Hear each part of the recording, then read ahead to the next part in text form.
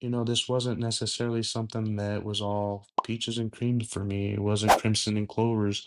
And so I felt like SMP, the stress of learning this and mastering it took its toll on my relationship with the mother of my child. And to the point where it just made sense to part ways because I didn't want my child to see me angry, frustrated, um, and I don't want her to see us arguing, having these types of quarrels time and time again. And I wouldn't necessarily say that SMP was the main reason why I had these quarrels, but when you have that tick on the back of your mind and you're dealing with everyday life and you have this tick going on where you just are mad at yourself and frustrated because you just know you're not doing the best work, or maybe it's the clientele that I see, I know them on a personal basis. It's like, why am I gonna not give my best to my friends or people that I went to high school with?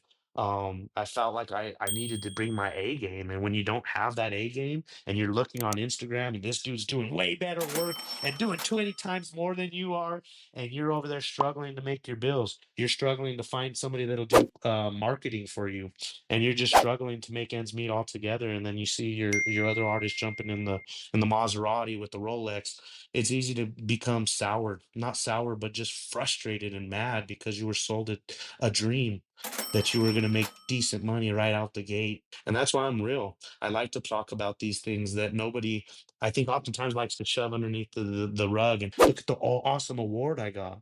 That awesome award means nothing to me when you've cried and given your whole heart and soul to something and just almost given up. It's nice to have, but at the end of the day, does it erase those ugly, hard times that you had?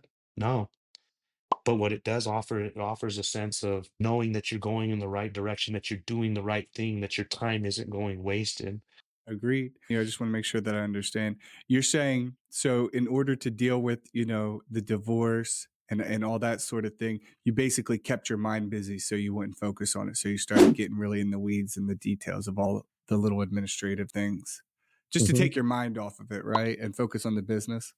Yeah, and at the time, Good Luck Inc. really took me under their wing, and having that eager, that wanting, that desire to continue to better yourself, I think is key.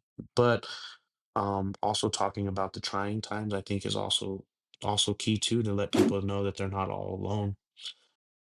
Yeah, no, you're right. I remember being alone, confused, scared, like, oh my God, I'm gonna this dude's head up, and it's very scary. I really wanted to kind of jump on this podcast to really shed some light on that faucet of S&P because I don't feel like a lot of people do.